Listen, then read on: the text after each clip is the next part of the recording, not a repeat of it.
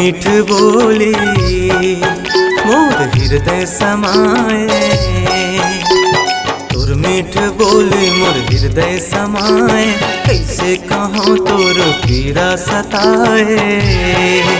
दूर दूर ये फसाना है, तोर पीरत मसंगी अब जिंदगी बिताना है। तोर पीरत मसंगी अब जिंदगी बिताना है। तोर मीठ बोली मोर हृदय समाए, तोर मीठ बोली मोर हृदय समाए, कैसे कहो तोर पीड़ा सताए। गुर तुर अफसाना है, तोर पीरत मसंगी अब जिंदगी बिताना है।